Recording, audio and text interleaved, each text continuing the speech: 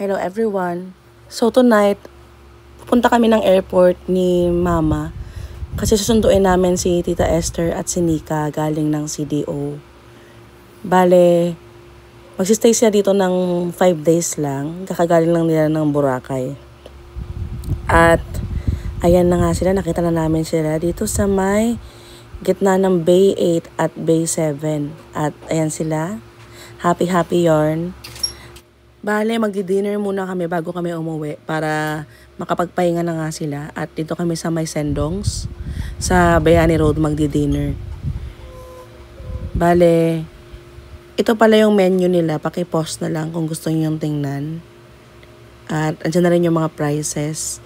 Bale, ang in-order namin ay kare-kare at sinigang na bangus. Bumorder na rin kami ng mga kanin namin, tapos iced tea at pineapple. Ayan, kakain na nga kami. Tsada kayo ang hair ni Istong. Bagong ribbon. July pa na? At ayan, na-meet na nga nila Tita Esther at Nika si Baby JJ. Ang kanilang apo at pinsan. Buti nga at kising pa yung batang ito. Dahil usually by this time tulog na yan. At ayan, binabangan namin si JJ para mag-unload ng mga gamit. Si Ate Raquel naman, binuksan niya na yung pasalubong nila. Galing pa to kay Tito Totoy. Isang box ng apple mango. Galing dun sa puno nila na pinipitas-pitas namin ni Tita Esther dati. Sabi nila Tita Esther, almost 17 kilos daw itong box na to. Talagang punong-puno daw ng mangga. At si Tito Totoy daw ang nagbayad ng 1K para sa cargo dahil wala ngang baggage sila Tita at si Nika. Medyo natatagalan lang yung ating taga-unbox kasi nahirapan siya sa pag-cut ng mga tape. Pero ayan, nakikita niyo na kung gaano karami. Sobrang daming apple mangoes. Kaya namigay din kami sa mga kapitbahay ng onte. Ayan ulit si Nika at si JJ. Tuwang-tuwa si JJ dahil na-meet niya na ang kanyang pinsan. Nakakahiya nga dahil sobrang bigat nga nitong ni si JJ. Parang almost 7 kilos na siya. Pero gustong-gusto siya ni Nika. Ito pa yung mga ibang pasalubong nila Tita Esther at Nika. Panggawa ng sikwate, mga tableya. Galing daw ng Kogon. Kasi nung last time, na umuwi kami ng Cagayan de Oro, hindi ako nakabili ng tableya. At nakatry ng sikwate. Ayan din, galing ng Iloilo. Yan ako, Jin, naghuwi ka katabang para makakaon. Dali, Nik. Ang mangga ni Nika.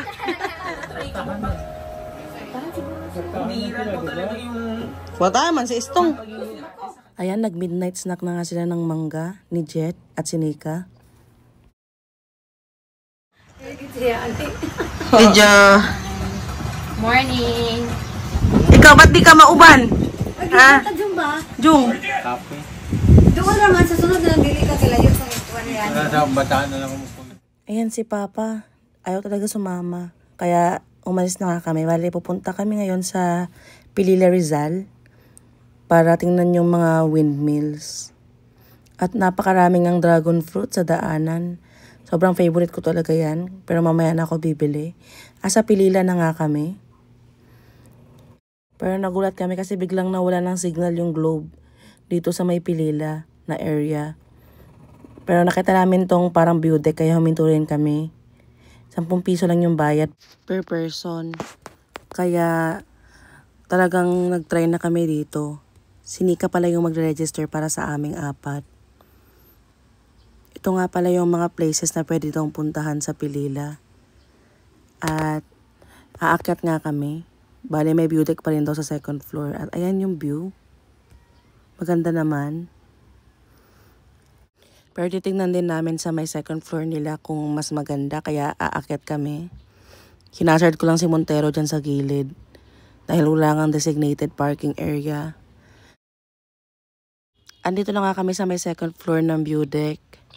At sobrang lakas ng hangin. Nakaka-relax talaga yung view ng nature.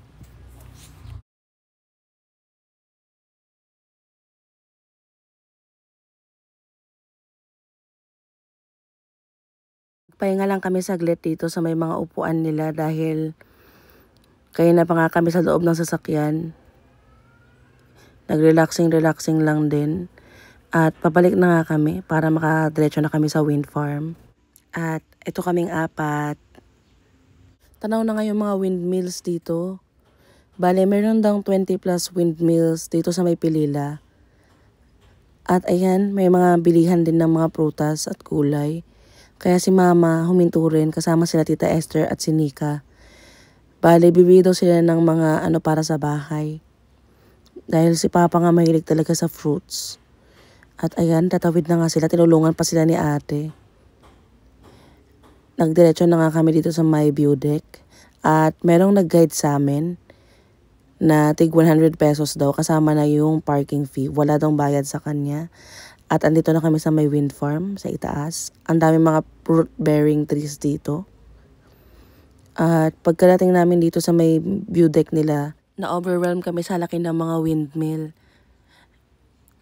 Puminto rin pala kami para bumili ng mga souvenirs. Kasi si Ate Raquel nga nagpapabili ng keychain.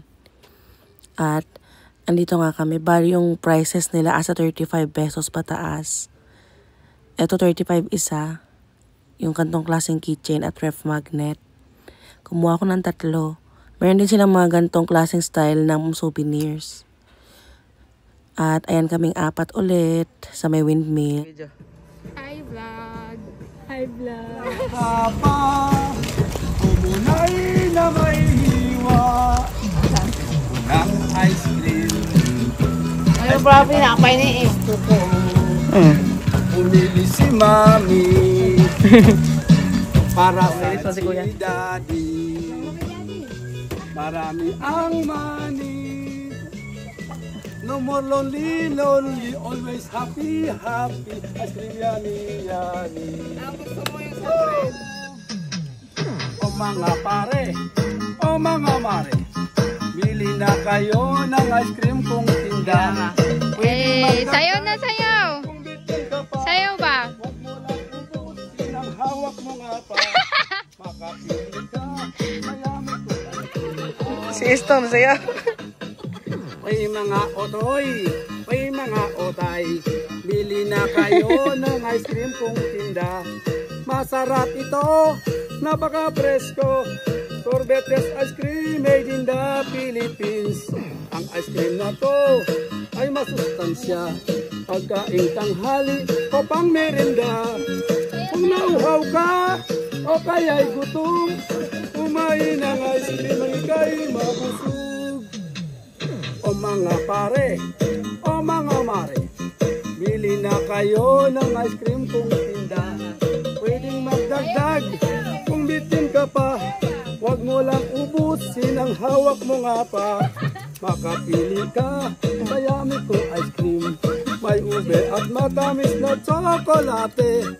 Mayroong langka, ubas at mangga, mansanas, keso, pati avocado. Init kayo. Ice cream sa ito. Nakanan itong ice cream. Thumbs up daw. Kay gigantahan siya ni Kuya. Nakapalit ka sa kantahan. Single ba ni siya all? Bakit ako kami? Ice cream na ako. Tama kayo sumayaw eh, hindi na sumayaw.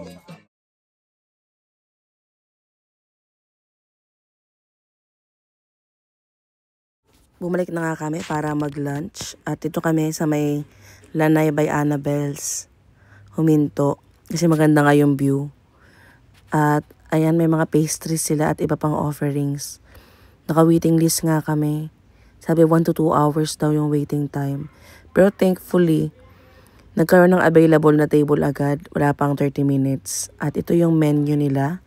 I-pause nyo na lang for the prices.